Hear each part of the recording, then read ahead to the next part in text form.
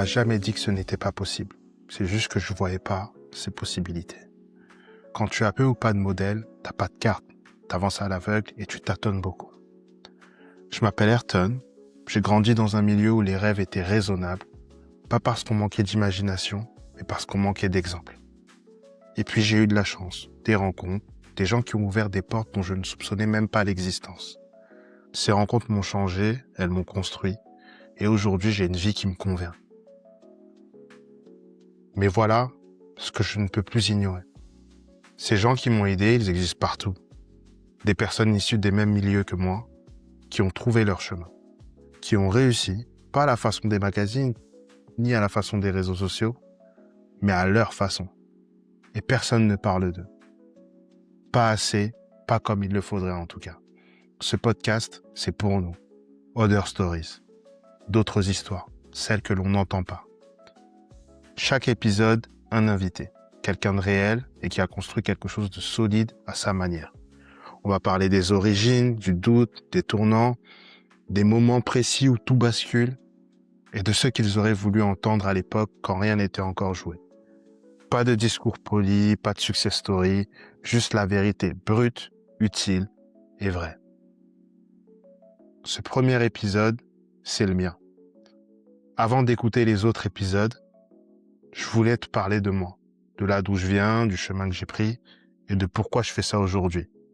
Parce que si tu veux comprendre Other Stories, tu dois d'abord comprendre mon histoire. Installe-toi et profite du moment. Aujourd'hui, je suis avec Ayrton, un très très bon ami à moi. Par où commencer? On s'est rencontrés à Brassens, on a fait le lycée ensemble. On s'est suivis ensuite à Nanterre. Ouais. On se croisait des fois dans le RER, on se rejoignait à l'université. Et après ça, j'ai quitté pour le Canada. Quand j'ai quitté pour le Canada, je me rappelle très très bien. Tu m'as envoyé un long message, est-ce que tu te rappelles? Pas du tout. Tu m'as envoyé un long message. Oh, Tiffany, je suis triste que tu partes, mais en même temps, je suis content pour toi. Patati patata, plein de trucs. Et, et je me rappelle à ce moment-là, je me suis dit, putain, Ayrton, c'est mon pote. Genre, il me voit vraiment comme sa pote. Après, je suis partie au Canada et j'ai vécu 10 ans au Canada. À ce jour, je suis en France. Et pendant les 10 ans où j'étais au Canada, c'est vraiment toi, l'ami de France qui était le plus régulier à chaque fois quand tu sortais. J'imagine qu'il était genre 2h, 3h du matin en France. Tu m'appelais, on faisait la route ensemble. Des fois, c'était juste 20 minutes, des fois, c'était 1 heure. Et du coup, on se gardait quand même au courant de la vie de l'un de l'autre. Et ça, c'était vraiment génial parce que quand moi, je suis arrivée au Canada, c'était quand même assez difficile de voir que t'es seule à Québec dans le froid, 30 centimètres de neige, à découvrir un nouveau pays et tout. Et puis après, tu vois tous tes potes, parce qu'il y avait quand même une bonne clique des gens du lycée, ensemble, à vivre des moments de vie, les premiers enfants, les mariages et tout. C'est dur. Et donc, ouais, il y avait quand même des moments difficiles, mais toi, j'avais l'impression que tu m'incluais, dedans. ouais, tu me gardais et tout. Donc j'ai vraiment chéri toutes les fois où tu m'appelais et tout et tout. Et pendant tous nos appels, comme j'ai dit, on se gardait au courant de la vie de l'un, de l'autre, de ce qu'on faisait, de l'université. Puis tu me parlais de, ouais, c'est ça, tes cours à l'université, l'alternance chez la Poste, patati, patata. Et puis t'as quand même eu une belle carrière professionnelle. Et puis récemment, tu parlais un peu, t'hésitais de te lancer ou ne pas te lancer en indépendant. On a parlé pas mal de ça. Et puis finalement, tu as osé sauter le pas. Donc c'est la raison pour laquelle je voulais te parler aujourd'hui parce que je trouve que c'est quand même, ça peut être une histoire inspirante. Donc c'est ce dont on va parler aujourd'hui, l'histoire d'Ayrton. Ce que tu voudras bien partager avec nous. Donc je te donne le micro. Ouais. Je te laisse te présenter. Alors, moi, c'est Ayrton. J'ai 30 ans. On a 30 ans. On a 30 ans. C'est mon petit frère de 4-5 jours. 4 jours. Et donc, oui, je suis consultant SIRH aujourd'hui. Ça va faire maintenant 5 ans. J'ai osé, comme tu le dis, passer indépendant il y a pas longtemps. Plus personnellement, je suis le deuxième d'une fratrie d'une grande sœur et de 2 petits frères. J'ai toujours vécu dans l'Essonne, Mhm. heu, plus précisément à Corbeil-Essonnes. Donc j'ai fait mon enfance là-bas, j'ai rencontré mes amis et cetera. Ensuite, comment se fait-il que je me suis retrouvé à Brassens? Mhm. C'est que, dans ma génération, on va dire, à Corbeil, il y avait un petit souci avec petit souci de garde de quartier, etc. Donc, je n'ai pas pu aller à Douaneau, qui est un très grand lycée. Il y avait pas les enfants de Euh, Sarkozy, je crois, à Douaneau, un alors, je moment? sais pas, peut-être, hein, mais en tout cas, c'était le lycée qui nous faisait rêver, mais et là, je n'ai pas pu y aller. Donc, je me suis retrouvé à Brassens, Mhm. qui est dans la ville à côté. Donc, moi, Corbeil-Essonnes, il y a la ville d'Evry qui est à côté, même de Courcouronnes. Évry et Courcouronnes, bon, ont fusionné il y a pas longtemps. Mais donc, je me suis retrouvé à Brassens et c'est là que je t'ai rencontré. Mhm. Et donc, ce qui est un peu drôle, aussi un peu sur le côté personnel, Mhm. c'est que, par exemple, dans ma famille ou on va dire dans ma famille élargie, mes cousins, mes cousines, mes tantes-oncles, on m'a toujours vu comme une tête, Mhm. mais en vrai, je ne le suis pas. Ah, tu penses? Je ne le suis pas. Ok, Il y a des niveaux. ok. Toi, par exemple, je Dans le trouve, passé, dans le dans le passé. La passé. tête, elle est tombée depuis longtemps. Mais donc, ce qui était drôle, c'est j'ai toujours eu cette image perçue d'un enfant intelligent. Mhm. Mais en fait, j'étais juste on va dire le chouchou des profs, celui qui faisait rire les Mhm. profs, avec quelques capacités, mais Rien de fou. c'était pas Mhm. incroyable. J'étais Mhm. à la moyenne tout le temps. Mhm.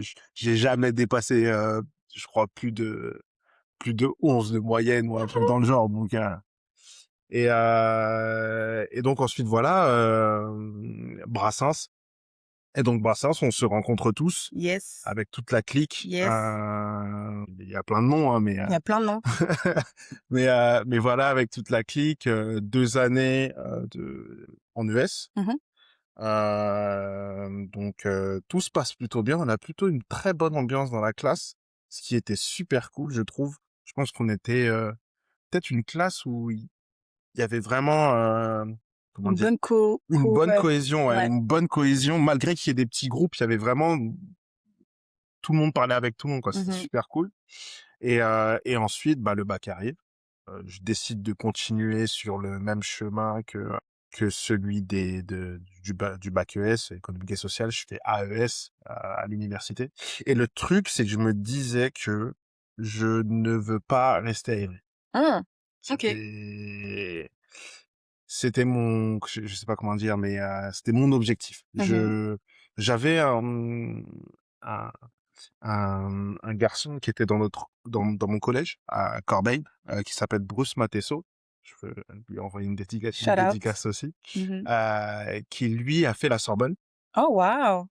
C'était aussi dans mon adolescence une sorte d'exemple de me dire moi je veux aller sur Paris, je veux découvrir quelque chose de nouveau, je veux pas dire que je veux faire une école prestigieuse, Mhm. mais je veux en tout cas je veux faire une université sur Paris. Mhm.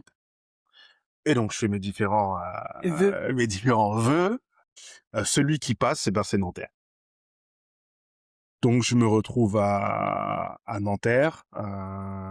Et donc, bah, c'est quoi? C'est 1h30 de trajet tous les jours?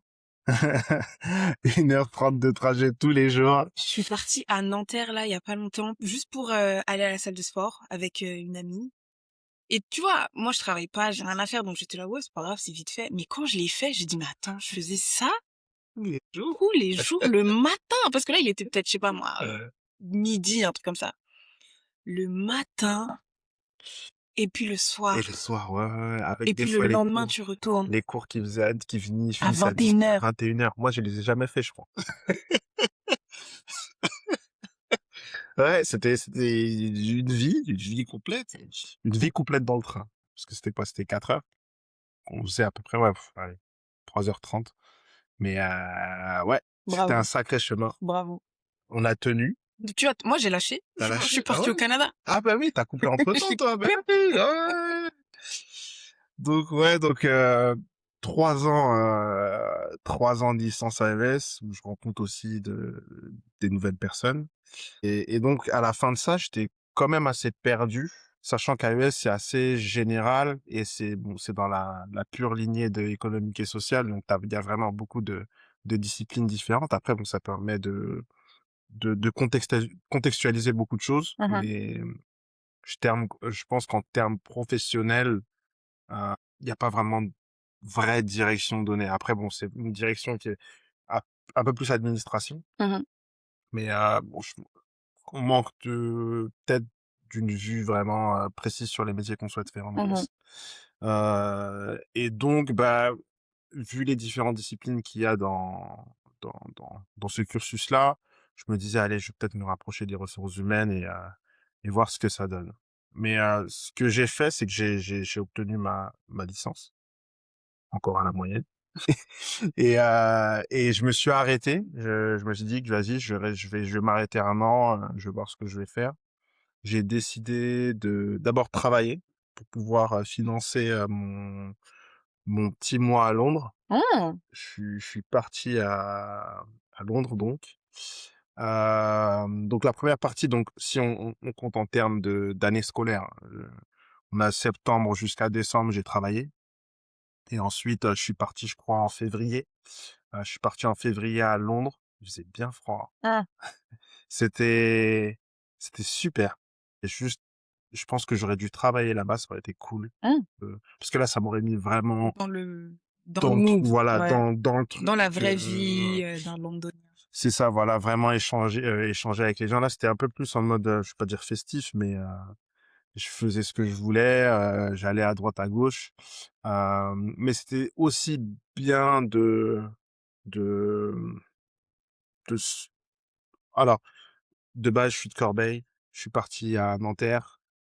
Ensuite, tu sors de tout ça pour aller dans un autre pays. C'était super cool parce que j'ai la facilité d'approcher les gens, de discuter Mmh. avec des gens. Mais c'était aussi un peu difficile quand même parce que tu arrives à des moments où qu'est-ce que je fais? Mmh. OK, je suis là, je m'amuse, je vois des gens, je rencontre, mais, c'est quoi ma vie en fait? Mmh. Quelle décision je vais prendre? Quel chemin je vais prendre? Quand est-ce que je rentre? Quand je vais rentrer, qu'est-ce qui va se passer? C'était pas simple. Franchement, j'ai kiffé être là-bas. Mmh. Mais, c'est vrai que la partie mentale où tu sais pas ce que tu vas faire, tu es dans le flou total, ça c'était, un peu moins gai. Fun.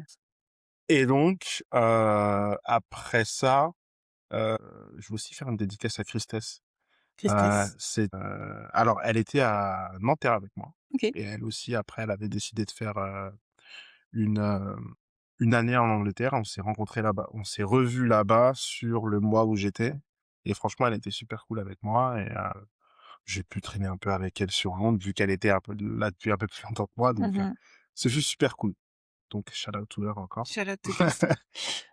Et donc après je rentre et là ça devient difficile Mmh. parce que, hem, tu tu rentres, et je voulais reprendre une alternance et là, Compliqué. traversée du désert complète, des entretiens, des CV envoyés par milliers, rien qui se déclenche. Mmh.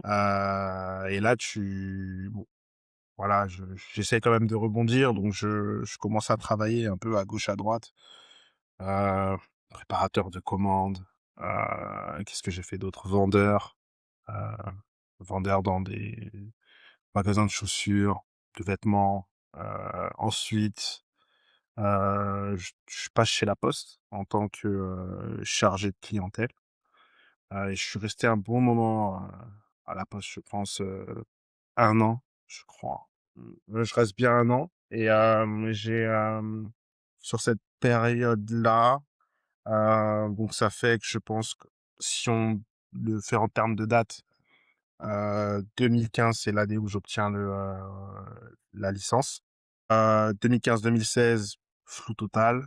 2016-2017, heu, c'est aussi compliqué, mais je travaille et sur cette période-là, en fait, donc 2016-2017, bah, même si, voilà, c'est compliqué, je me dis quand même: «Il faut que je trouve une solution, c'est pas possible. Mmh. OK, j'ai une licence, mais je vais pas rien faire de ma licence, quoi». Je savais que ma direction, c'était les ressources humaines, mais qu'est-ce que je fais? Comment j'y entre? Comment j'arrive à me diriger sur ça? Et donc j'ai 2 choses qui arrivent. La première, c'est, mon meilleur ami Barvi qui reprend ses études, lui aussi, qui est passé à peu près par le même chemin que moi, après, après son bac, qui travaille, ensuite il reprend les études. Donc déjà lui, il prend un chemin et je me dis: «Ah, il y Pourquoi a pas? quelque chose voilà, il y a Mmh. quelque chose à faire» et surtout il me présente l'école de la Poste. Il me dit, voilà, ben moi j'ai réussi à rentrer. Il y a ça, ça, ça. Tu peux passer par là, tu peux faire ci, tu peux faire ça. Il y a même des parcours pour les RH parce que lui il a pris un parcours bancaire. Donc je me rapproche un peu de cette structure. Et de l'autre côté, en même temps, en fait, j'ai euh, une amie qui est Kadi, tu vois, Oui. Kadi, Ouais. Kadi qui est dans une école et qui a une amie qui est aussi alternante en ressources humaines, qui s'appelle Romy. Romy donc quitte son poste et donc a besoin d'un remplaçant. Kadi transmet mon CV à Romy, Romy transmet mon CV à, à sa responsable, et donc j'arrive à trouver une alternance grâce à ce chemin. Donc je reprends une école, un master en ressources humaines. Mais tout ça, si Caddy n'avait pas Romy, qui cherchait pas, je pense que Concours de ouais, circonstances. voilà, je pense que j'aurais perdu encore une année puisque c'était vraiment, on arrivait même vraiment sur le money time, sur la période où soit ça passe, soit ça casse.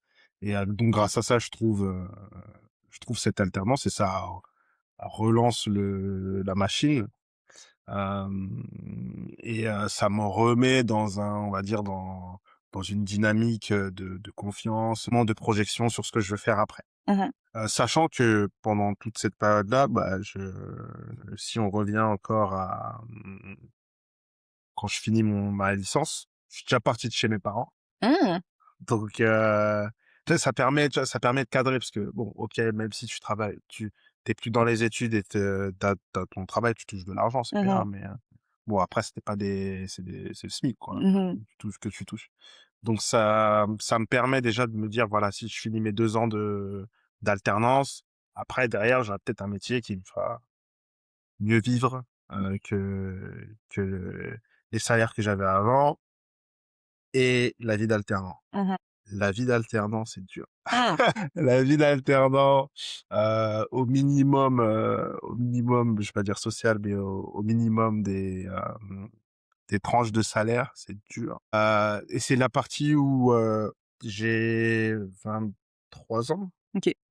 23, t'as tous tes potes qui sont là, qui ont des situations différentes, mais qui sortent, qui font la fête et tout, etc., qui vont en voyage, et toi, sachant que t'as déjà ton propre appartement, les mois sont serrés. Tu dois payer des loyers, des Et factures. voilà, des loyers, donc tout ton argent, bah, techniquement, part dans ça. Et tu gardes un peu d'argent pour partir une fois en été ou un truc dans le genre. Donc, la vie est, en plus, je veux dire, c'est pas la même vie qu'un alternant à Paris, parce que moi, j'habitais toujours à Évry. C'est pas la même vie. Parce que je pense que quand t'es alternant dans Paris, tout est à côté de toi, tout est proche, tu peux sortir, tu peux trouver des trucs et tout. La vie d'alternant en banlieue est pas simple de tout le temps de aller faire la fête. Après voilà, je veux pas idéaliser la fête, mais c'est pas la même dynamique. Donc je passe ces 2 ans chez la Poste, rencontre également des personnes. Je vais aussi faire une dédicace à ma responsable RH, Soutiza. Soutiza. Ouais, Shout out. ouais, shout out Soutiza, qui était superbe avec moi. Franchement, j'ai eu beaucoup de chance d'être avec elle parce que je pense qu'à ce moment-là, j'étais encore, je vais pas dire un grand enfant, mais j'étais pas, je devais me former, quoi. J'avais peut-être pas les codes, peut-être pas. T'avais beaucoup à apprendre. Voilà, vraiment beaucoup. Elle m'a gardé avec elle, elle m'a laissé le temps d'apprendre.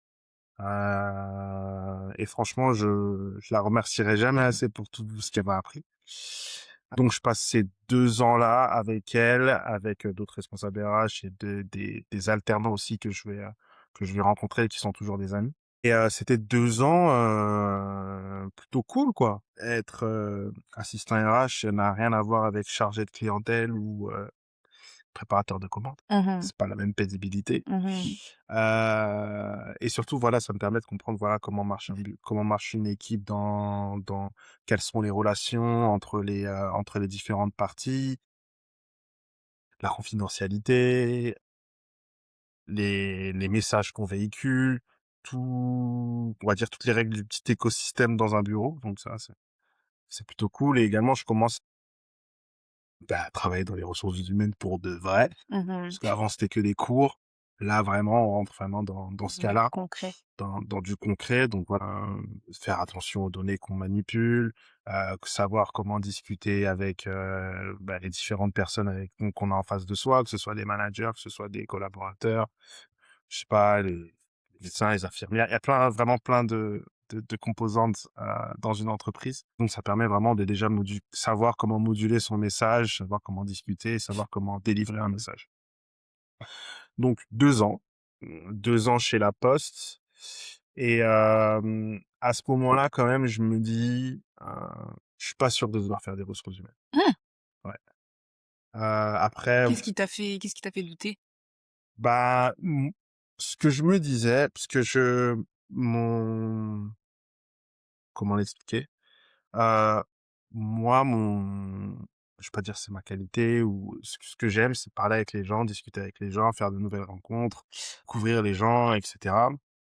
Et dans les ressources humaines, même si on le fait, il y a toute une autre partie qui est une partie de gestion, Mhm. que ce soit gestion des compétences, gestion des personnes, gestion des équipes, tout un tas d'activités, Mhm. que je vais pas dire que je trouvais pas intéressantes, mais qui n'allaient pas avec ce que je voulais faire. Ok. Et donc je me dis au début, je me dis: «Bon, on va voir, on va peut-être que dans une autre entreprise, ça va changer, peut-être que je ferai d'autres choses, peut-être que» et cetera. Mais j'ai un ami que je rencontre, durant le master, donc les 2 ans d'alternance à la Poste, lui qui était donc dans l'école, dans laquelle j'étais, et qui me dit: «Ayrton, il y a un domaine dans les ressources humaines qui pourrait grave t'intéresser». Et il me dit: «Je pense que tu t'y plairais grave», et que lui-même était intéressé. Et il me dit: «Regarde et peut-être que tu verras si ça t'intéresse ou pas». Il me dit: «Voilà, bah, ce domaine, c'est le SIRH». OK. Et en fait, c'est plutôt simple. En fait, le SIRH, c'est système d'information, des ressources humaines. C'est tous les logiciels que tu vas, utiliser pour, gérer tes ressources humaines. Mhm. Que ce soit, par La exemple, paye. voilà, la paye, les congés, toutes les données des collaborateurs, et cetera. Gestion des talents, mais tout ce qui en fait, tous les logiciels qui vont t'aider, quoi. Et là, je trouve en fait, on va dire un domaine où plusieurs choses que j'aime bien viennent S'imbriquer. s'imbriquer. Donc j'ai, d'abord, c'est du projet. Mhm. Donc en général, souvent, ce qui est fait, c'est que c'est pas trop cyclique. Donc en vrai, c'est cyclique, quand même, mais c'est un projet qui va de A à Z. Voilà, on commence là, on va faire ça, ça, ça, ça pendant ce projet, et ensuite, on va faire, dans ce projet-là, peut-être qu'il y a des choses qui vont changer, et après ensuite, on va, partir plus sur une gestion, quotidienne de ce projet-là. Mhm. Donc c'est un peu différent dans la gestion des temps, et surtout, tu as la possibilité de parler avec plein de personnes. Mhm. Donc là, fonction de pour qui tu travailles, tu as la possibilité d'avoir vraiment on peut appeler ça des clients, ou différentes personnes, différentes équipes avec qui tu vas parler, et également, bah, demander des choses, tu vas leur apporter des choses, tu vas leur apporter des connaissances, ils vont t'apporter des connaissances que tu vas utiliser pour faire tes configurations, des trucs dans le genre. Donc c'est vraiment, un métier où déjà je suis un peu geek, j'aime bien être sur l'ordinateur. Cool, je fais un peu de configuration, je fais des trucs. Quand je dois être dans mon coin, je suis dans mon coin. Et en plus de ça, je rencontre plein de personnes, Mhm. énormément de personnes. Après bon, ça je le savais pas avant, je le savais pas au moment où mon ami, me dit ça, mais après le chemin que j'ai pris, bah, ça Tu s'est t'en es rendu vérifié, voilà, compte? ça s'est vérifié. En tout cas, Achille, merci encore.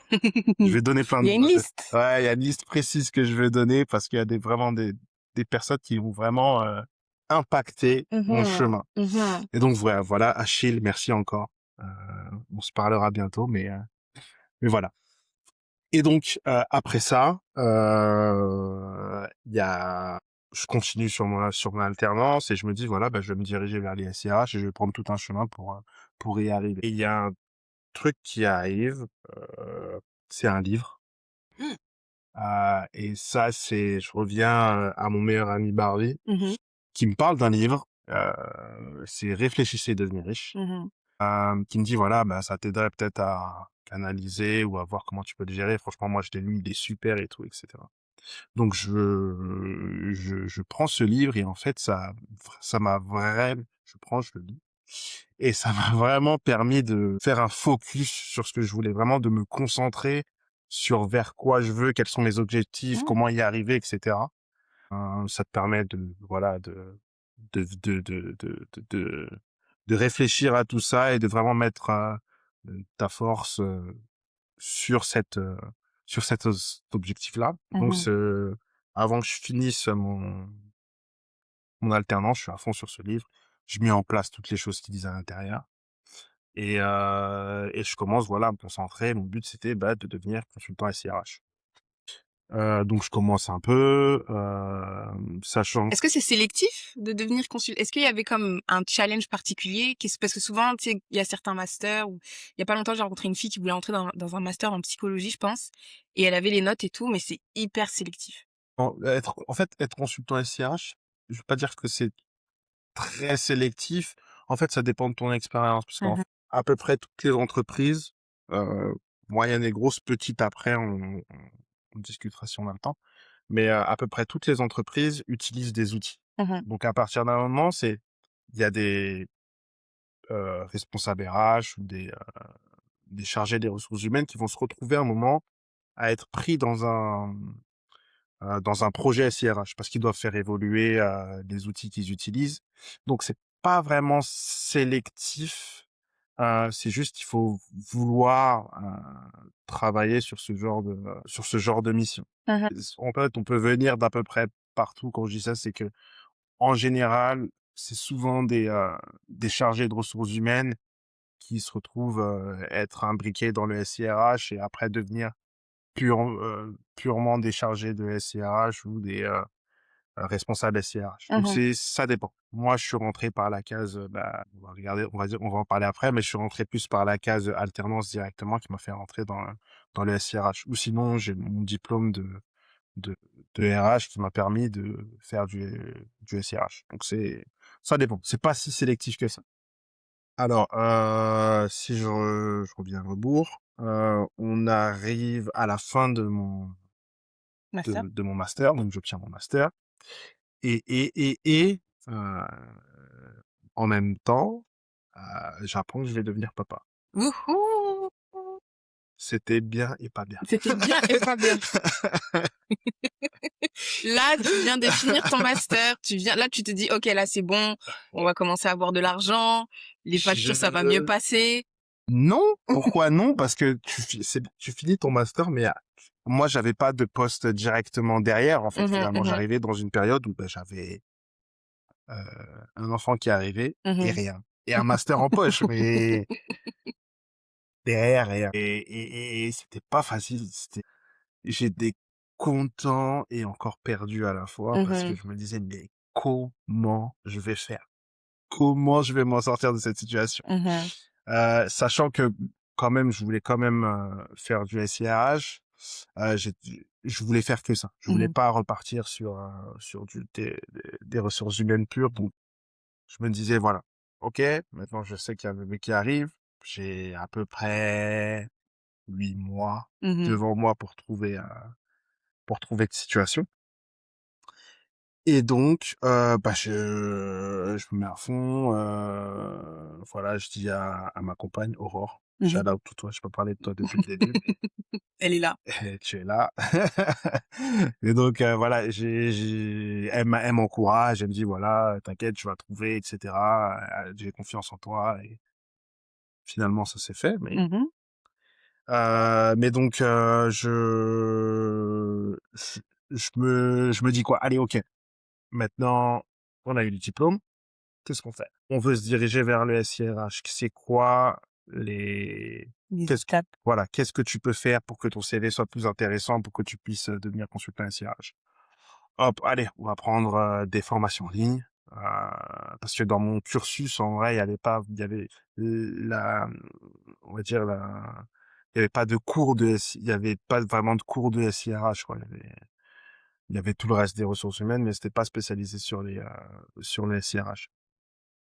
Donc je me dis: «Allez, on va prendre des cours en ligne, faire des formations». Même si je fais une formation, une formation en développement mobile, mais juste, en fait, pour rentrer dans on va dire dans qu'est-ce comment on fait un projet, comment on monte un logiciel, comment et cetera. Donc allez, on prend ce chemin-là, faut qu'on fasse quelque chose. Faut Et donc je fais ça et ensuite je me dis: «Allez, comment je fais pour rentrer dans le monde des SIRH? Il faut que je contacte des gens qui y travaillent». Donc je me mets sur, un site qui s'appelle, je crois que c'est Glassdoor. Mmh. Je me mets sur Glassdoor et je me dis: «Allez, essayer de chercher des gens qui travaillent dans les SIRH et peut-être qu'ils vont me donner des informations, voilà, pour que je puisse avoir un meilleur CV et cetera». Et donc je vais donner encore un nom.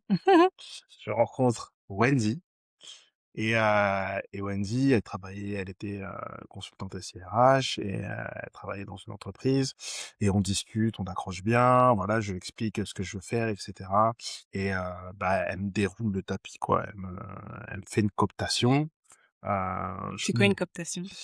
alors une cooptation, c'est lorsque tu travailles dans une entreprise Mmh. et que, par exemple, il y a un poste qui est ouvert et que toi, tu proposes un CV, heu, OK. pour pour ce poste-là. Mmh. Tu réfères quelqu'un. Voilà, une référence. Mmh. Et donc, on fait une cooptation, ça passe, je suis recruté en tant que consultant SIRH. Youhou! Je suis arrivé, entre guillemets «là où je voulais être». Donc là, on est mars 2020. OK. Je deviens consultant SIRH, mais le Covid arrive. Ah! Ouais. Mars 2020, c'est vrai. Mars 2020, ça chauffe en Chine. Et puis Heu, partout dans le et puis partout dans le monde.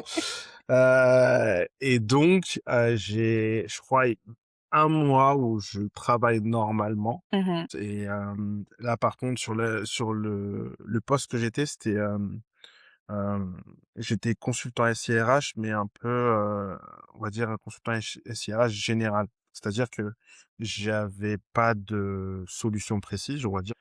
Il y a des clients ont déjà des solutions, on va venir les aider sur comment réfléchir à des meilleurs processus et cetera.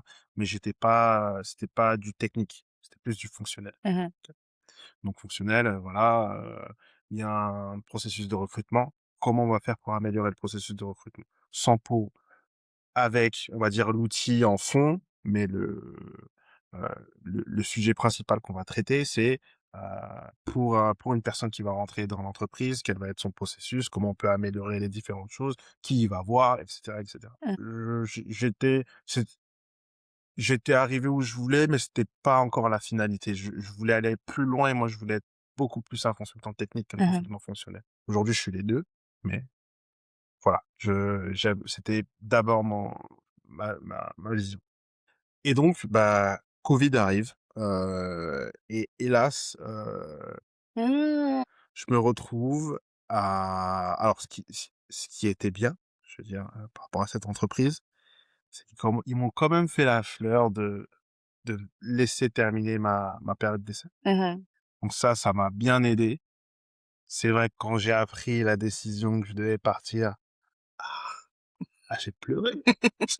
Je revois la scène, je vois tout, sur mon canapé, les larmes qui coulent toutes seules. Je me dis: «Mais je fais comment? Il arrive dans 2 mois, le petit, là». Mais après, c'est la vie. Mmh, Je mmh, peux mmh, pas, mmh. je peux blâmer personne puisque c'est les réalités économiques, d'une entreprise et surtout d'une situation, sans Mondial. précédent. Mmh. Et donc voilà, je me retrouve, pas à la case départ, mais à la même situation qu'en 2019 quand je venais d'avoir mon diplôme. Qu'est-ce que je fais maintenant là? J'ai eu une expérience de 4 mois, en tant que consultant SIRH, mais c'est quoi? Mmh. Ça pèse C'est pour rien. ah, c'est léger et donc je me dis: «Allez, on a pleuré, on a assez pleuré, donc on a assez pleuré et maintenant faut se mettre en marche». Et donc je me dis: «Allez, on reprend une alternance». Sur cette année-là, le gouvernement avait décidé pour soutenir les entreprises je crois de reverser 50 du salaire que l'entreprise nous verse à l'entreprise. Donc en vrai, on coûtait 50 moins cher que d'habitude. Mmh. Donc je me dis: «Ah, on va reprendre de l'alternance.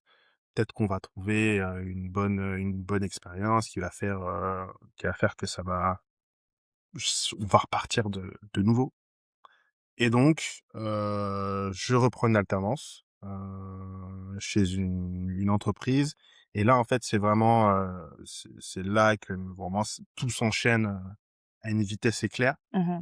Donc, je trouve cette alternance, chargée de projet en SIRH. C'est une entreprise qui va mettre en place un nouvel outil qu'on appelle Workday, et qui avait besoin d'une personne pour les accompagner et les aider à faire en sorte que le projet se passe bien. Donc, je rentre dans cette alternance-là. Je vais encore, drop un nom. Let's go. Nina, qui était la responsable SIRH, qui a bon dû aimer mon CV Mmh. et ma présentation et donc, bah, on commence le projet ensemble. Le projet avait un peu commencé quand je suis arrivé, mais voilà, on doit faire en sorte que, la mise vient aussi un peu, en arrière et que je peux quand il y a un projet d'implémentation, d'un outil SIRH, en général, il y a 3 parties dans l'histoire. 2 ou 3 parties. Alors, il y a, l'outil qui est Workday, une entreprise qui va venir faire les configurations et l'implémentation et ensuite le client. Donc là, si on va les 3 parties, moi, je suis avec le client et après tu as l'implémenteur, lui, qui est vraiment l'expert et Mmh. qui va mettre en place l'outil. Donc moi, chez le client, je vais, prendre toutes les données et je vais les transmettre à l'implémenteur et l'implémenteur, lui, va les mettre dans l'outil. C'est comme ça que ça se passe en général pendant un projet. Donc, voilà, je fais mon travail, tout se passe bien, je kiffe, même si c'est plein de tableaux Excel, Mmh. et beaucoup de temps dessus, je kiffe, je vois des nouveaux trucs, on me présente des nouveaux trucs. J'ai aussi cette casquette d'expert chez le client, Mmh. parce que j'apprends et cetera et maintenant ce que j'apprends de l'implémenteur, je dois le retransmettre, à la population, du client, à savoir les managers, toutes les RH aussi, et toutes les personnes qui travaillent dans l'entreprise pour qu'ils puissent eux-mêmes savoir utiliser l'outil, «sans moi» entre guillemets et donc cette expérience se passe plutôt bien et en fait chez l'implémenteur, il y a une consultante, je drop encore un name, Let's go. Lubna, c'est elle qui a fait que aujourd'hui je suis pas dire un bon consultant SCH, un bon consultant, oui, SCH, mais c'est elle qui fait que je suis ici aujourd'hui. Dans ma carrière, en tout cas, il y en a plusieurs, hein, j'ai dit Mmh mh, plusieurs noms, mmh mh, mmh mais mh. c'est elle vraiment qui fait le changement, radical.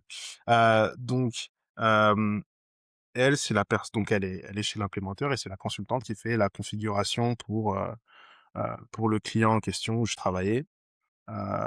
Et donc elle me forme, après ça fait partie du travail, hein, on doit, transmettre les connaissances au client pour que lui-même puisse après se débrouiller. Donc moi je faisais partie du client et donc elle me dit, «Bah, voilà franchement, Ayrton, je vois que tu t'amuses bien, rejoins-nous». Mmh. Faut pas me demander ça 2 fois. Mmh. Vu que j'étais en alternance, moi en fait mon but aussi également, c'était de pas finaliser mon alternance. Monter sur quelque chose et après, attraper une autre branche et repasser du côté CDI plutôt Mhm. qu'alternance, parce que c'est pas le même salaire. Et donc voilà, donc je passe chez l'implémenteur en question et là, bah, commence la vie de, consultant fonctionnel et technique, parce que tu fais les 2 quand tu es, sur l'outil en général, sur l'outil Workday. Donc là, je suis certifié, je suis passé chez cet implémentaire, je deviens officiellement consultant SIRH. Again, C'est fait, c'est bon. c'est fait, on y est. Donc certification, puisque sur Workday, il faut des certifications pour pouvoir, travailler dessus. Certification et là commence, bah, voilà, l'émission, configuration, implémentation de l'outil chez les clients, des clients internationaux. Mhm. Commence l'anglais. Bon, même si j'avais commencé avant, Là, c'est un anglais professionnel. voilà, mais même si je l'avais fait avant, parce que quand je travaillais chez le client en question, c'était aussi un projet international. Inde, Chine, Bien. Thaïlande, États-Unis, Allemagne, s- kiff. Mm. Moi, c'est les trucs.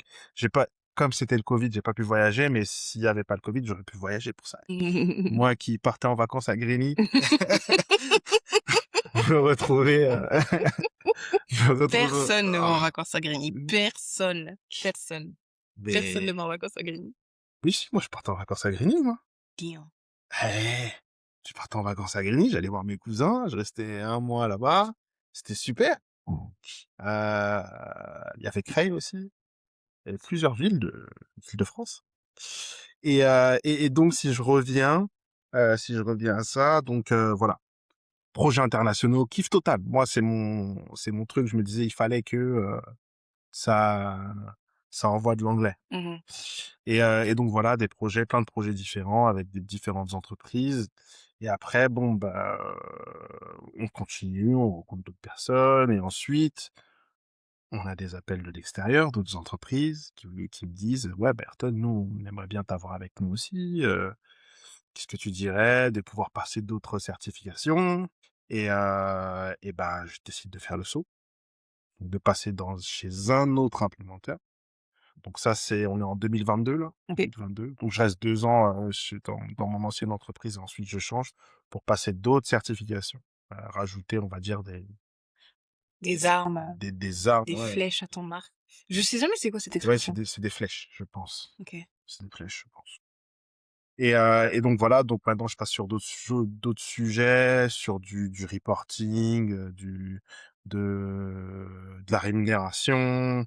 Donc on ouvre encore les portes. Et donc je reste 2 ans, également, heu, chez cet autre implémenteur.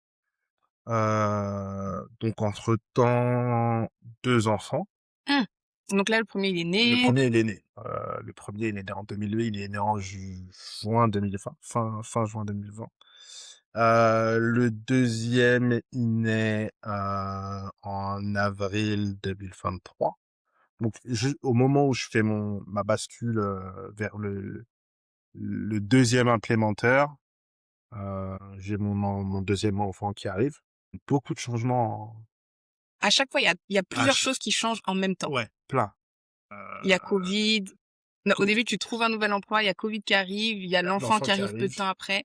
Je perds mon emploi aussi. Mhm. Après, j'en trouve un nouveau.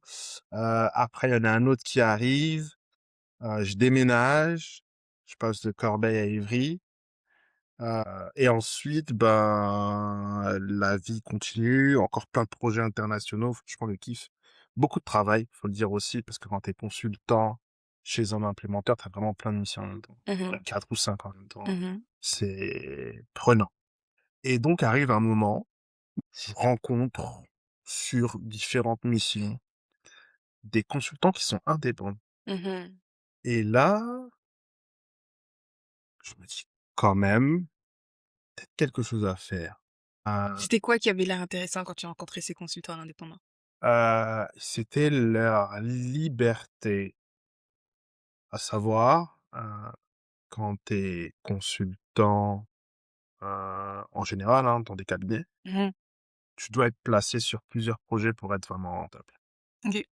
pour l'entreprise. C'est la logique, hein, et ces personnes-là peuvent choisir leur projet et peuvent faire moins de projets. Après, pour certaines entreprises, des fois, il y a des consultants qui sont sur pas beaucoup de projets, hein, mais en tout cas, moi, sur chaque implémentaire que j'ai fait, j'étais sur beaucoup de projets en même temps. Et la liberté, ils me disent tous que, bah, ils vivent leur meilleure vie. Mmh. Ça m'intrigue énormément. J'ai la possibilité de travailler avec eux. Ils me disent: «Voilà, moi, je fais ci, je fais ça, j'ai fait telle mission, j'ai fait ça, j'ai fait ça. Je suis parti là-bas, on m'a proposé une mission là-bas». J'ai une consultante qui m'a dit qu'on lui a proposé une mission en Tanzanie. Quoi?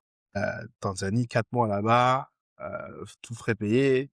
C'est bon, ça, c'est un truc Ça exceptionnel, fait faut le dire. rêver. Voilà, ça fait rêver, c'est exceptionnel, mais voilà, Ça existe. ça existe, il y a des choses à faire.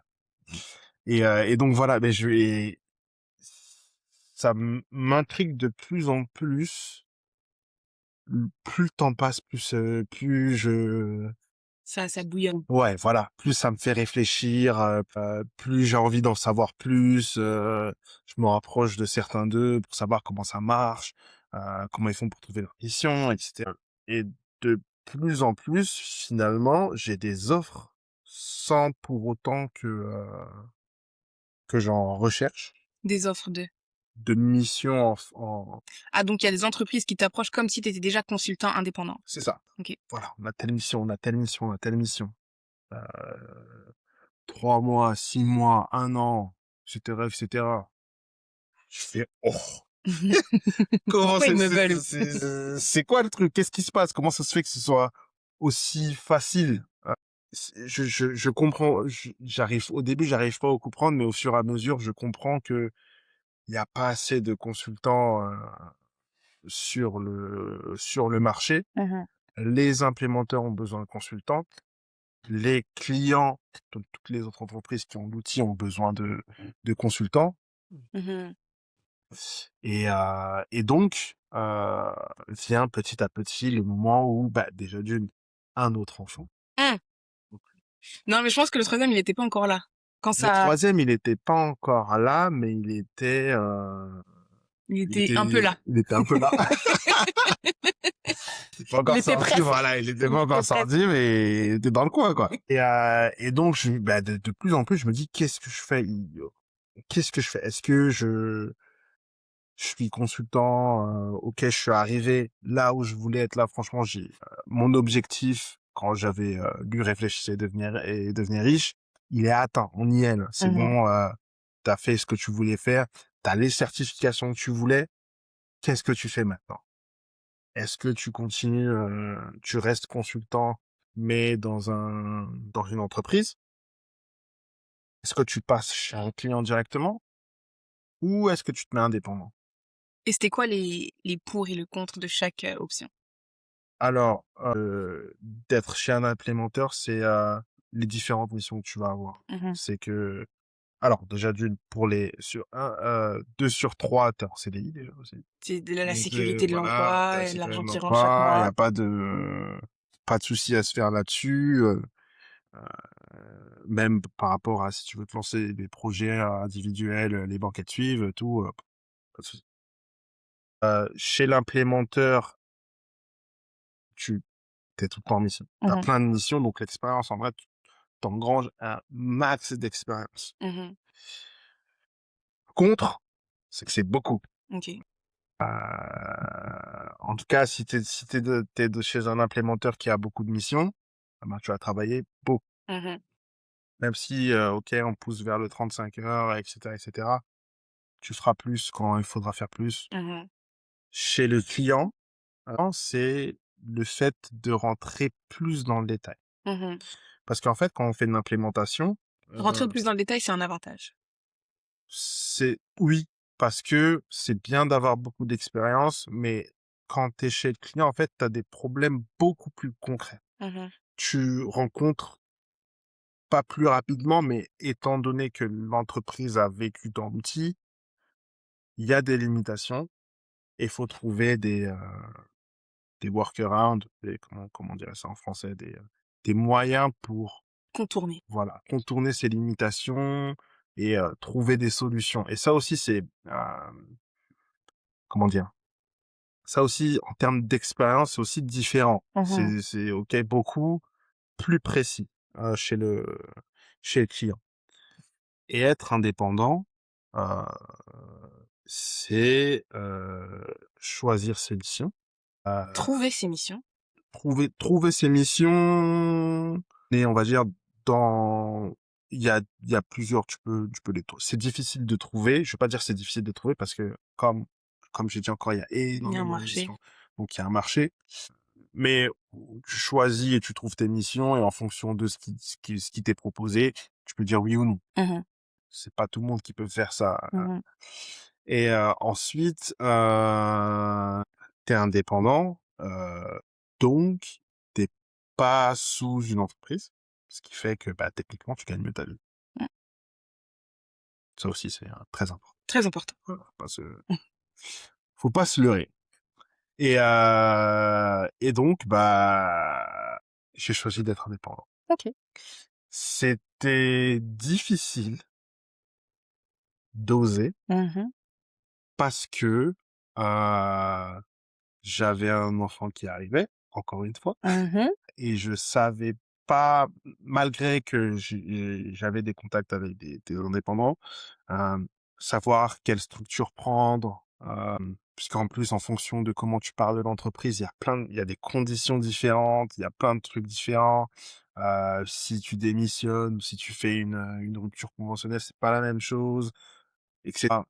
Et également savoir la mission que tu trouves, quand est-ce qu'elle arrive, quand est-ce que tu fais le pas de dire à ton entreprise: «Je vous aime bien, But I'm out. mais je dois partir», sachant que tu es sur des projets et qu'il faut trouver quelqu'un pour te remplacer, et cetera, et cetera. Mais je me disais quand même: «Je suis gagnant sur le choix que je fais».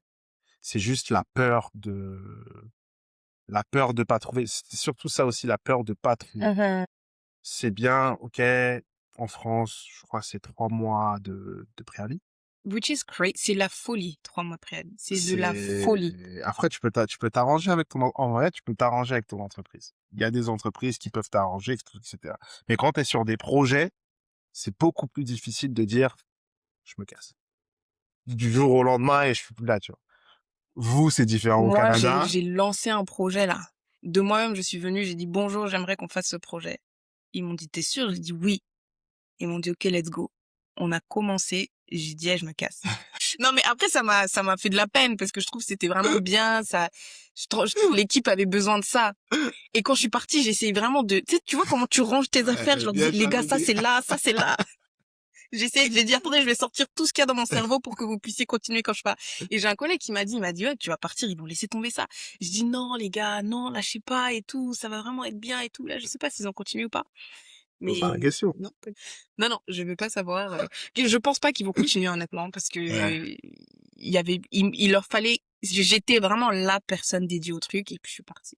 Donc, je comprends un peu qu'il faille un 3 mois de préavis parce que justement, tu veux pouvoir, terminer les projets, mais je me dis, tu sais, mentalement, Ouais, c'est long. C'est long. et toi, je me rappelle que pendant ce 3 mois-là, tu voyais l'émission passer et tu pouvais pas encore dire Ouais. oui. Je pouvais pas. Après, il y en a qui le font, hein, je vais pas te mentir, hein, mais Hmm. j'avais beaucoup de travail, donc je pouvais pas me permettre de rajouter quelque chose au-dessus. Après, ce qui était cool, c'est que c c'était très bien dans mon entreprise où j'étais. Mhm. Je suis pas parti, parce que ça se passait mal ou des trucs, non, non, non, non, c'est vraiment parce que, bah, pour moi, c'était une opportunité que je devais explorer. Mais ouais, le temps là où il fallait, où j'ai déposé ma démission et jusqu'à la fin c'était, c'était compliqué. Mm. J'étais pas bien. C'était parce que je repartais dans une situation d'incertitude. Peut-être c'est l'incertitude en vrai qui gêne plus, qu'on essaye d'éviter. Bah ouais, parce que j'ai 2 enfants, j'ai une compagne, j'ai un 3e enfant qui arrive. Je peux pas me permettre de me rater. Mmh. Mmh. C'est impossible. Mmh. C'est pas une option. Si je me Mmh. rate là, on est mort. On va dormir. Tous. Ouais. Tous. On va dormir où? Non, c'est pas possible. Donc ouais, ouais, c'est vraiment ça je pense le point le plus douloureux quand il faut faire un choix Hein.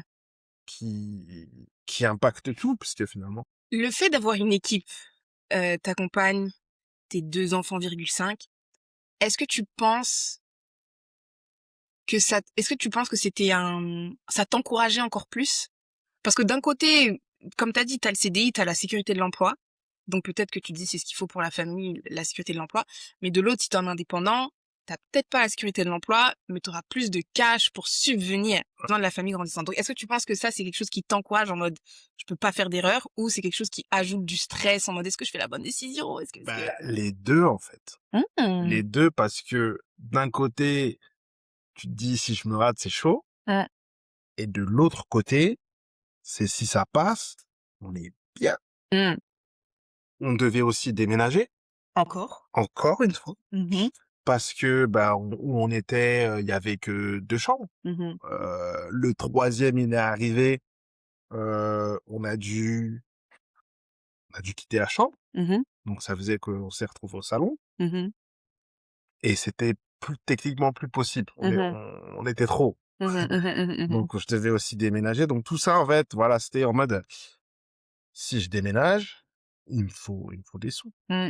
Il faut que je puisse subvenir, il faut que j'ai pas de soucis avec le loyer qu'on va avoir, etc., etc. Donc, Tu avais les besoin 2, d'argent là. ouais. Après, comme je dis, c'est relatif. Quand je dis c'est relatif, moi, c'était ma situation et je pensais qu'il me fallait plus de sous. Mmh. C'est ma situation à moi. Peut-être Mmh. qu'une personne qui sera dans cette situation-là, je dirais, voilà. Ça dépend vraiment des gens. Je sais que j'en ai discuté avec plusieurs personnes, hein. Chacun a sa vision des choses. Mmh mh. Mmh. Mais je me disais, il me faut plus et surtout, j'aurais plus de temps. Quand j'étais sur 4 missions à peu près en même temps, heu, tu bosses vraiment et avec des enfants Heu, en passage, il faut aussi du temps pour eux. Mmh. Donc ce qui fait que, tu as une journée en entier, le plus grand, il va à l'école, sachant que les 2 autres sont très petits, 2 ans là actuellement 2 ans et 7 mois, mais si on revient dans le passé, heu, 3 mois et 1 an et quelques, Mmh. il faut du temps pour eux. C'est pas Je vais pas dire que c'est pas négociable, mais si tu veux être présent, il faut du temps. Mmh. Et ce temps-là, tu peux pas dire à ton employeur, heu: «S'il vous plaît, s'il vous Mettez-moi moins de missions s'il vous plaît. s'il vous plaît», non, sachant qu'aussi tu es en pleine bourre. Moi, j'étais en pleine bourre, je kiffe ma carrière, tu vois? Mmh. Mais ouais, il faut du temps pour eux. Donc le fait de passer indépendant, de réduire, heu, la charge mentale au travail, c'est bien d'être multi-projet, hein, Mmh. c'est bien d'être agile et tout et cetera. Mais quand même, ça demande de la concentration et une très bonne organisation pour que ce soit très bien effectué. Mmh. Des fois, c'est pas possible d'avoir tout. Des fois, tu peux avoir la bonne concentration, mais pas la bonne organisation, ou tu peux avoir la bonne organisation, mais pas la bonne concentration. Donc, le fait déjà de réduire le nombre de missions et d'activités et me concentrer sur précisément un client, c'était également important pour moi parce que ça me permettait derrière d'avoir du temps pour ma famille. Mmh. Mmh mh. Mmh. Mmh. Mais ouais, c'était plein de choses, il s'est passé trop de choses, plein de choses qui s'est passé et le fait que je passe indépendant m'a beaucoup aidé. OK. Ouais. Donc là, t'as ton 3 mois de préavis. Donc là, tu sais que tu vas passer indépendant. Ouais. Mentalement, ça travaille un peu parce que tu te dis toujours comment je vais faire, nanani nanana, est-ce que je vais trouver des missions, patati patata. Là, admettons, on est au dernier jour de ton préavis, c'est fini. Là, tu es officiellement indépendant sans CDI. Qu'est-ce qui se passe? Je trouve une mission avant. Avant la fin de ton préavis. Avant la fin de mon préavis. Je trouve une mission avant la fin de mon préavis. Je passe un entretien 5 heures après que Amael soit né. Waouh, faut que tu dises à Maël, c'est son 3e fils. 5 heures après, il est né à quelle heure? Il est né... non, peut-être 6 heures. Il est né à 2 heures. Donc non, je suis un menteur, hein. C'est pas 5 heures, je crois que c'est peut-être 8 heures. Mais comme je suis resté à l'hôpital avec la maman et Amael, ouais, je pense que l'entretien, Amael, il est à 1 heure ou 2 heures. Du matin? Ouais, du matin. L'entretien, il est à 11 heures, je crois. On est resté focus. J'étais éclaté. Franchement, j'étais vraiment éclaté. Et super entretien, ça se passe super bien. La mission est validée. Donc j'attends quand même de finir mon préavis pour démarrer avec eux. Et la mission démarre. Et la mission se passe bien jusqu'à aujourd'hui. Toujours avec eux? Toujours avec eux. Et j'aime vraiment bosser avec eux. Super cool. Et également la confiance qu'on te confère, les sujets qu'on te donne. Je suis vraiment heureux d'avoir fait ce choix-là. Mmh. Et surtout d'avoir commencé avec cette mission-là, parce que il s'est passé encore des choses un peu plus personnelles pendant la mission, et ayant une bonne relation avec ce client-là, tout s'est bien passé. Donc franchement, le choix, bon, il y a osé, hein, il y a Mmh le mh, temps de mmh. oser, c'est pas facile, mais maintenant, je suis super heureux de l'avoir fait, et ma famille en profite. Mmh. Exactement ce que tu voulais. Ouais, finalement, Mmh. j'arrive au moins, déjà pour moi personnellement, je pense que c'est une étape, en plus, et j'ai atteint mes objectifs. J'en ai Mmh. d'autres maintenant, Mmh. mais la vie continue, et je suis, comme je dis, encore super heureux d'avoir fait ce choix. Bravo. Thank you. Bravo, bravo, bravo. Je sais pas ce que je dois dire maintenant parce que j'ai un segment, peut-être que je vais le dire un peu plus tard. Mais du coup, parce que, quand on parle avec Ayrton, c'est quelqu'un qui aime beaucoup redonner et tout. Qu'est-ce que tu dirais genre, parce qu'en fait, je pense que ça, c'est la vie de tout le monde. Tu sais, tu commences un nouvel emploi, Covid arrive, tu perds ton emploi, il y a un enfant qui arrive, il faut que tu déménages, il faut que ceci, cela, et il y a tout. En fait, la vie continue de se passer et puis tu as des choix et des décisions à faire.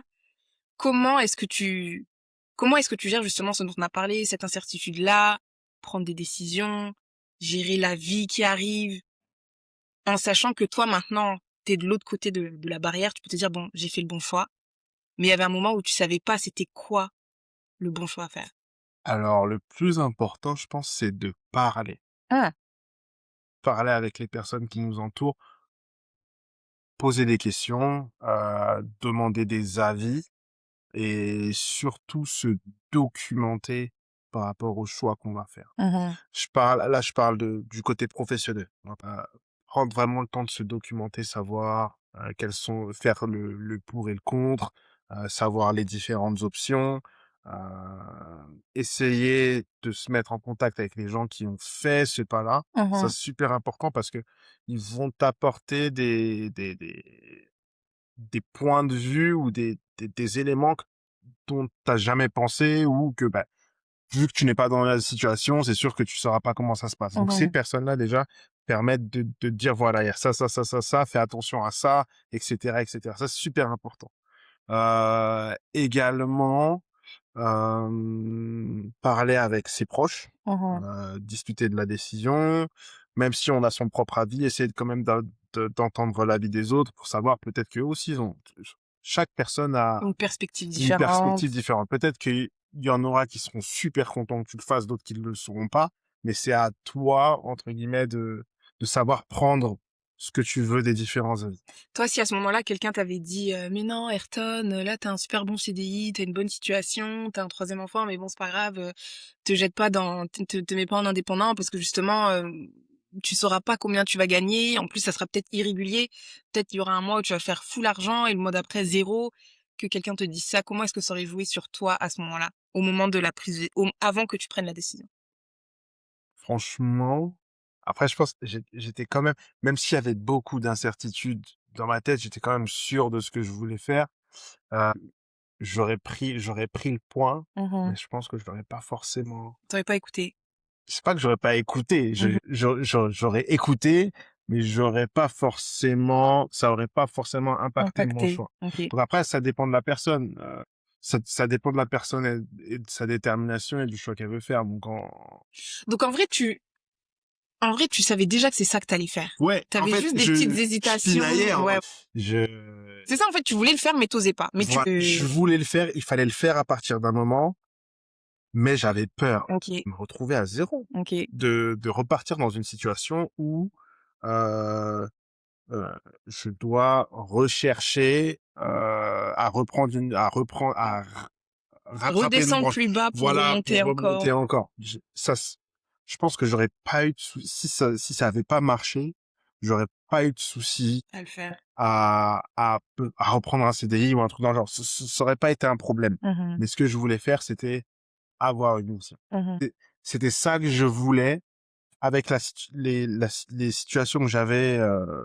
Par exemple, on va dire, je suis passé indépendant en décembre, mais en septembre, on m'appelait déjà pour me dire, est-ce que tu peux être disponible maintenant? Est-ce que Mhm, tu peux dire, mhm, je l'étais pas. mhm, Donc, c'était super frustrant parce que je me disais, j'ai peur, j'ai des solutions maintenant, mais je peux pas les prendre. mhm, Tout ce et plus ça avançait, bon, à partir d'un moment, je trouvais la mission, mais entre le moment où j'ai posé ma démission et le moment où où j'ai eu ma mission, il y avait tout un delta où ben voilà, on me faisait des propositions, mais mhm. je pouvais pas le faire. Je dis mais vous pouvez pas m'attendre un peu. J'arrive. Allez, c'est bientôt là, c'est à côté. Soyez patient. Et non, et là, c'était pour les projets, bah, en général, en tant qu'indépendant, c'est du ASAP. On te veut Mhm. maintenant, si t'es disponible maintenant ou pas, bah, on passe à autre chose. On to the next. Euh, donc ouais, non, pas vraiment je voulais c'était quand j'ai atteint mon objectif de, de consultant SIRH, Mhm. je me disais qu'à partir d'un moment, il fallait choisir. C'est Parce que tu m'en as dans parlé mes pendant objectifs, longtemps. voilà. Ouais. C'était dans mes objectifs. Et après, je me disais, bon, j'ai le temps, il faut que je prenne de l'expérience et tout ça. Et quand je serai sûr de moi, eh ben, je passerai Mhm. entre être sûr de moi et passer à la décision. Je pense que le temps, il s'est raccourci. Mhm. Le fait aussi d'avoir un enfant en plus m'a encore plus poussé vers euh, prendre la décision. Ok, donc je pense que si t'avais pas eu les deux derniers, t'aurais pris plus de temps. Le dernier dernier. surtout, parce Ok. que Maintenant que t'as passé le pas, est-ce que tu trouves que la peur que tu ressentais, elle était justifiée? oui, parce que après, c'est par rapport à mon caractère. Quand je dois prendre des décisions, je vais pas dire que je stresse beaucoup, mais je me pose énormément de questions. Mhm. Je veux vraiment être sûr de la décision que je prends Mhm. et sûr de l'assumer après. Si je fais une erreur, c'est moi, hein, Mhm. c'est Mhm. personne d'autre. Donc oui, après ça dépend du caractère des gens. Mhm. Il y en a Mhm. qui Mhm. sont, pas dire qu'ils sont pas peureux, mais il y en a qui sont un peu plus téméraires que Téméraire, d'autres qui sont un peu plus précautionneux. précautionneux. Voilà. Mais ouais, il y en a qui sont beaucoup plus précautionneux. Moi, je me sens entre les deux. Mhm. Je suis pas téméraire. T'as dit, tu te poses beaucoup de questions. Moi aussi, je me pose énormément de questions. Genre, quand il y a une décision à prendre, je vais vraiment faire tous les scénarios possibles. Mais à un moment, je me dis, mais est-ce que c'est pas contre-productif, toutes ces pensées-là? Comment est-ce que toi, tu sais si c'est pas... Parce que je pense qu'à un moment, la peur, elle est pas irrationnelle, mais irrationnelle, Ouais. ouais. Tu vas essayer de trouver tous les scénarios possibles où ça peut pas marcher. Mais pas ceux où ça peut Oh, marcher. mais voilà. Et c'est ça qui fait que ta peur augmente, en vrai, Ouais, ouais. et que la peur est présente. Mm. Donc c'est vrai que et je pense que c'est la nature humaine. Je pense on est un animal conscient. Mhm. On peut réfléchir et on peut poser plusieurs scénarios. Et hélas, les scénarios catastrophes Mm. sont beaucoup plus impactants dans notre être que les scénarios Non seulement ils réussis. sont beaucoup plus impactants, mais je pense aussi qu'on n'ose même pas se dire, imagine, ça marche trop bien, et après, patati patata. On dirait que c'est presque honteux tu sais, parce que tu peux vraiment faire des scénarios catastrophes.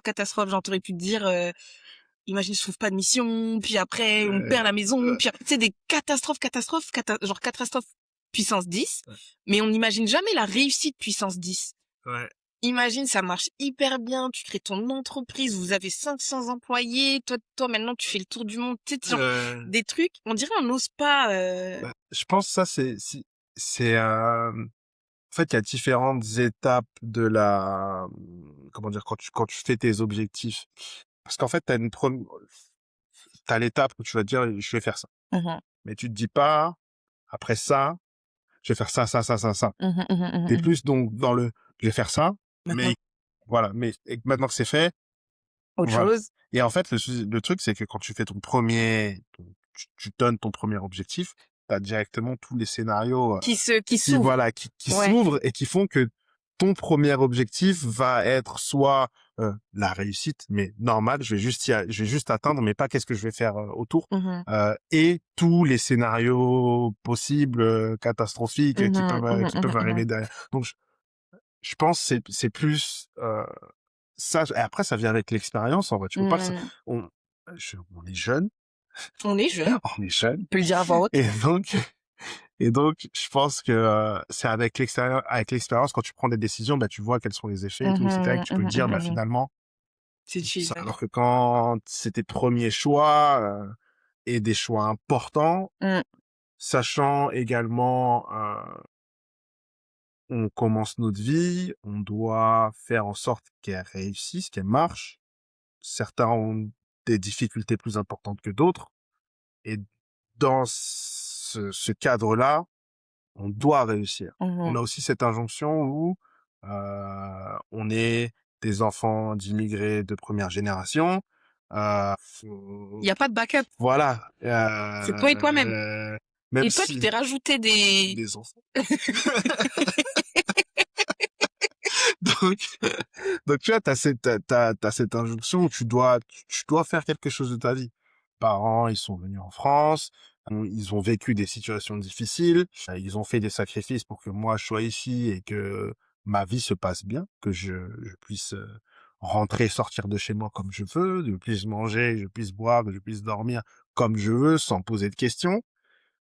Et donc, je dois faire en sorte que je réussisse. Mhm, Réussir, c'est pas le million, c'est mhm, pas mhm. C'est etc. Non, relatif à chacun. voilà, c'est relatif à chacun, mais que j'ai une vie stable en France. Que tu sois bien. Voilà, que je sois bien, que j'ai besoin de personne ni de rien, que je puisse même les aider si possible. Mhm, Donc c'est aussi une injonction qui fait que ouais, je peux pas me rater en fait. mhm, Après mhm, mhm, c'est relatif à chacun. Il y a des personnes qui ont ce sentiment-là, d'autres qui l'ont pas. mhm. Moi je l'ai. Toi, tu l'as. Voilà. Et tu vis avec. Tu l'as fait. Le dernier segment dont je voulais parler, t'as fait un petit peu, you touched on it a little bit. T'en as un petit peu, c'est un segment dans lequel on donne des fleurs Ok. aux gens qui nous ont aidés, qui nous ont impactés, parfois sans le savoir. Donc, t'en as déjà listé plein. Ouais. Mais là, c'est le segment pour eux. Tu peux leur donner tous des shout-outs et d'autres personnes peut-être que tu n'as pas mentionnées. Donc, Ok. à qui est-ce que tu souhaites donner des fleurs Papa, maman, déjà? euh, très important.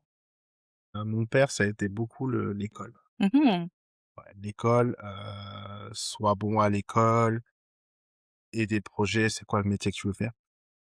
C'est bien et c'est pas bien mhm. parce que finalement, des fois, moi, ce que je me suis dit après que mon père m'ait dit ça, c'est je veux devenir directeur d'hôpital. Ok. J'allais pas le devenir. Le truc qui m'est venu plus tard, c'est que plus tard, ouais, c'est quand j'ai passé l'université, tout, etc. En fait, je me suis dit, j'aimerais bien être professeur. Mm. Et en fait, ça va avec comment je suis. J'aime bien apprendre et faire apprendre des choses aux gens, Mhm. être discuté. On est toujours Dans le même cadre. dans le même cadre Mhm, que ce mhm, que j'ai mhm. dit auparavant. Donc, peut-être qu'un jour, pourquoi Pourquoi pas. pas? Donc voilà. Merci papa pour la rigueur. Ensuite, maman. Maman, parce que maman travaille beaucoup. Mhm, Franchement, elle a fait beaucoup de choses pour nous et je pense que c'est aussi grâce à elle que je suis très déterminé. mhm, Donc merci maman pour la détermination. Ensuite mes frères et sœurs, qui ont advienne sans rien. parce que, bah, c'est mes potes. Mmh. C'est aussi pour eux que je veux, entre guillemets, «réussir». C'est pas question d'exemple ou de trucs dans le genre, mais c'est vraiment, j'ai envie qu'ils profitent de ma réussite. Ah OK. Waouh, tu veux que ça leur bénéficie. Ouais, voilà. Et aussi aux membres élargis de ma famille, mes petits cousins, parce que j'ai énormément de petits cousins. Mmh. Énormément, énormément. Et je veux aussi, petits cousins et petites cousines, je précise. Mmh. Et j'ai aussi envie qu'ils Mmh. profitent du fait parce que, heu, comme je dis, je suis de première génération. Je sais pas si on dit deuxième génération ou première génération, je m'en rappelle plus. Je crois que c'est nous, je Nous, crois c'est on la est la première deuxi nous, on est la première génération. ah parce qu'on est les premiers à être nés ici. Nés ici, peut-être, on OK. va dire les premiers à être nés ici, donc ça veut dire qu'en vrai, on n'a pas un réseau très important. Ah oui. Oui. Oui, on ouais, bien sûr. J'ai grandi, j'avais pas d'exemple, Mmh. de membres de ma famille, qui travaillent ici, qui travaillent là, et cetera. C'était mes oncles. Mes oncles, c'est des immigrés, ils ont des travails de la manutention, plein de trucs dans le genre, et cetera. Grosse force à eux parce que franchement, j'ai fait Tu un passé par mois, là. C'est pardon, pas c'est trop dur. Et donc oui, et donc créer un réseau pour eux, pour qu'ils puissent en profiter. Et c'est ma mission. Je l'ai un peu mis de côté, cette mission. Je vais pas dire que je l'ai mis de côté, mais là, avec tous les changements qui sont arrivés assez rapidement dans ma vie, puisque là, on a parlé de 5 ans. C'est mmh en 5 ans que ça s'est mh. passé. J'ai, j'avais une mission avant de commencer à moi, accélérer dans ma vie professionnelle. Ma mission, c'était de créer une association ou un système qui me permet, pour chaque enfant, on va dire ça, chaque enfant de ma famille ou de mon cercle élargi, qui puisse être mis en contact avec une personne qui travaille dans le secteur, pour lequel il va travailler. Ça, c'était une mission vraiment que j'avais dans ma vingtaine, 25. Je sais que je vais la reprendre peut-être un peu plus tard, parce que là, j'ai beaucoup de choses à faire, mais c'était vraiment très important pour moi de pouvoir connecter les enfants, les jeunes surtout, à des personnes plus âgées qui sont déjà dans des positions et qui peuvent leur apporter énormément de connaissances et surtout peut-être les placer, peut-être les Mmh mh, mmh mh. je vais reprendre plus tard. Mais Ça en tout arrive. cas, voilà, ça arrive fort. Et ensuite, qui d'autre? Alors qui d'autre je vais mettre là-dedans? Il nous reste 15 minutes avant qu'ils Il me arrivent. reste 15 minutes? Mmh. OK. Je réfléchis, je réfléchis, je réfléchis, je réfléchis. Je vais redire encore Barbie, heu, parce que, on a quand même à peu près des parcours différents, mais c'est quelqu'un qui me motive beaucoup. Mmh mh. Il a pris un chemin que je trouve incroyable. Vu d'où on vient, vu d'où ce qu'on a fait et tout, et cetera, il prend une direction que je trouve exceptionnelle et Mmh. encore fleur sur lui. Fleur sur toi, Barbie.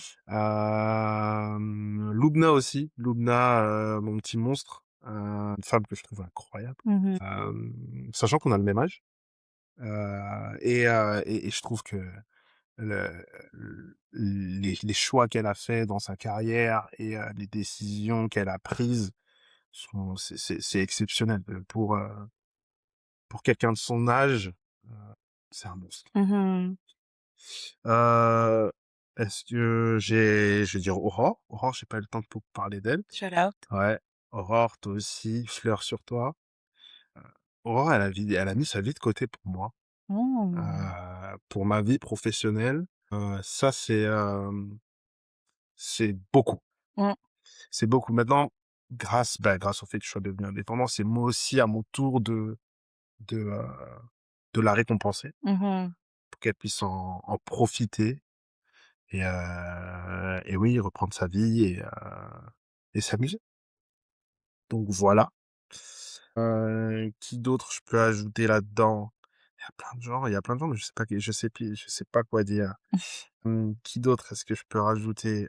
Bah, mes amis, Jalil, Manu, c'est mes potes depuis l'enfance, depuis la primaire, aussi qui prennent des chemins, des chemins auxquels on s'attendait. Je vais pas dire auxquels on Mhm. s'attendait pas, mais quand j'étais petit, je pensais pas qu'on allait avoir cette vie-là. Mhm. Ah ouais?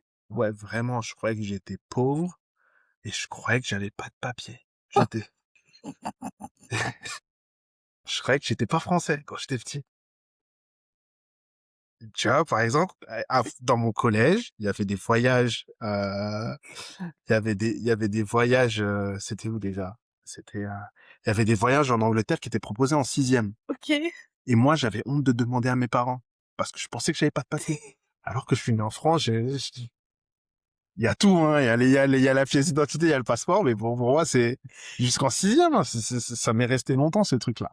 Et donc, oui, de voir qu'on réussit tous, à avoir sachant qu'aussi, on vient, entre guillemets, de quartiers défavorisés, Mhm. etc. Moi, j'enlève les guillemets. Donc, quand je voyais ma vie future, Tu t'imaginais pas ça. pas du tout. Mais j'avais des rêves, hein. Je voulais être footballeur, Mhm. etc. Je voulais aussi travailler dans les jeux vidéo, mais je me voyais pas du tout bien vivre ma vie. Je me Mhm. voyais pas bien gagner ma vie. Mhm.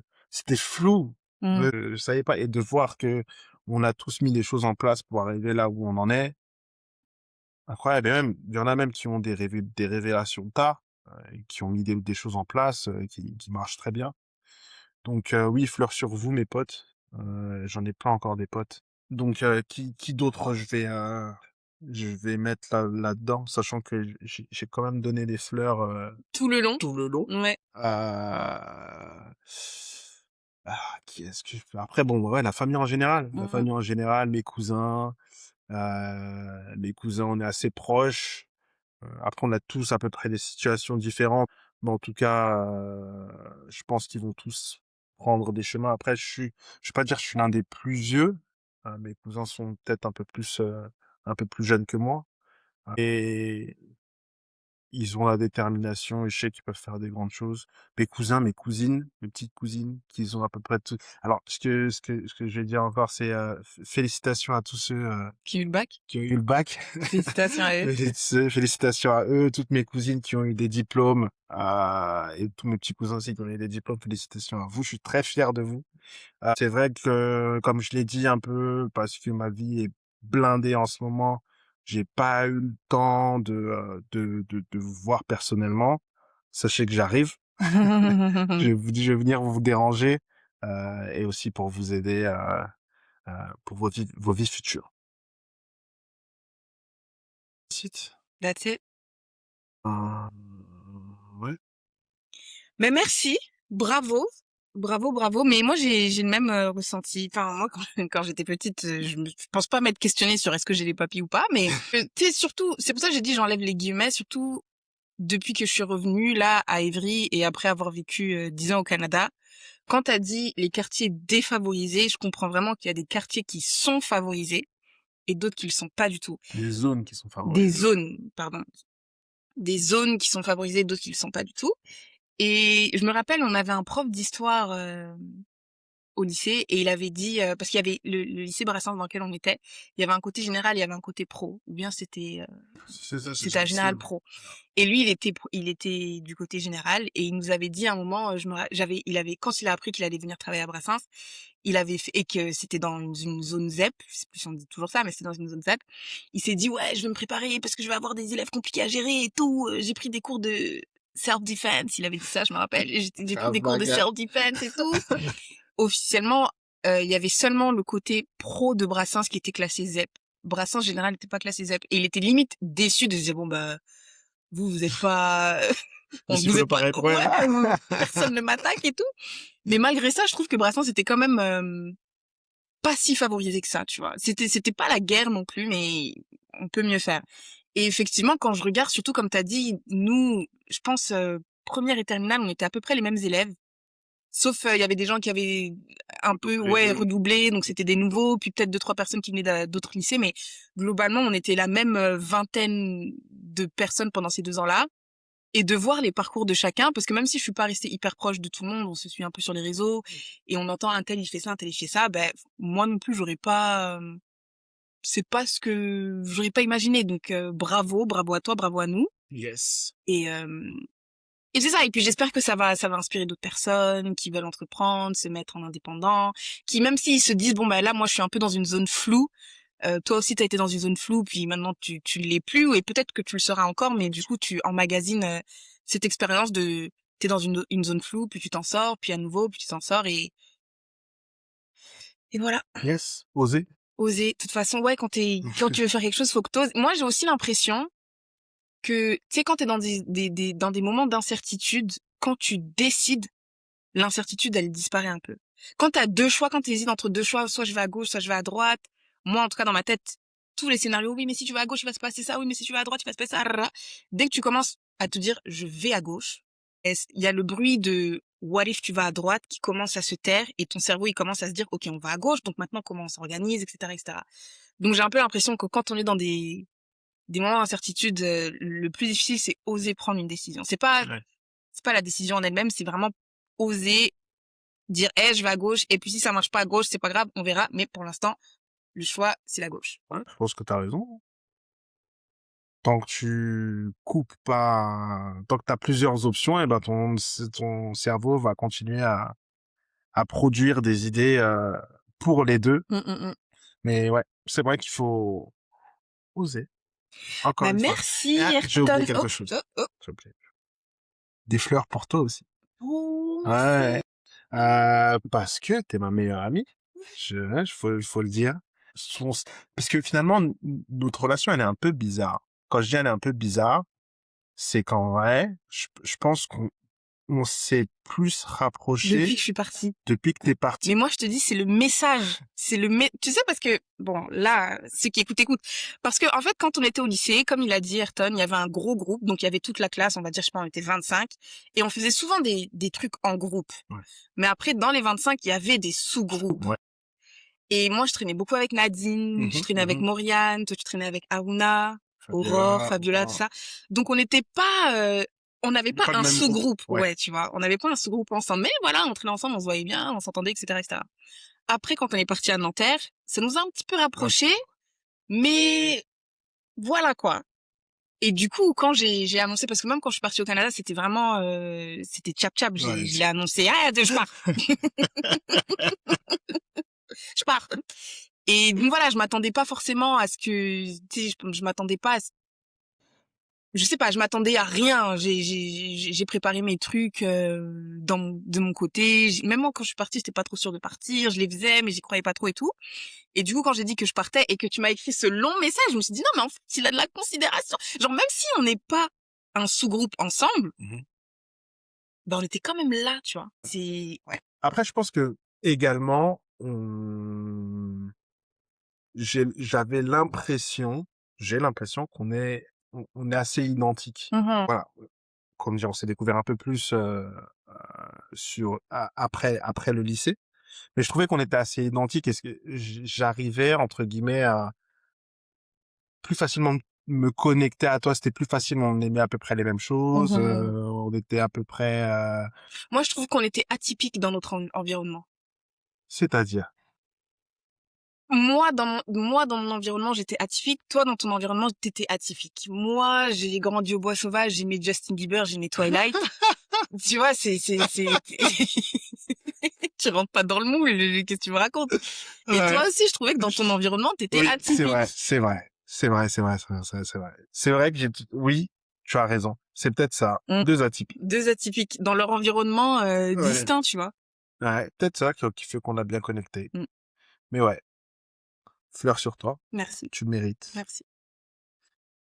Et bonne chance sur tous tes projets, bon courage. Le Congo, j'ai le droit de dire ou pas? Oui, t'as le droit de tout dire. Le Congo, les cartes, j'ai oublié, Boca. Ouais. Le jeu Boca qui arrive en force. Ça arrive.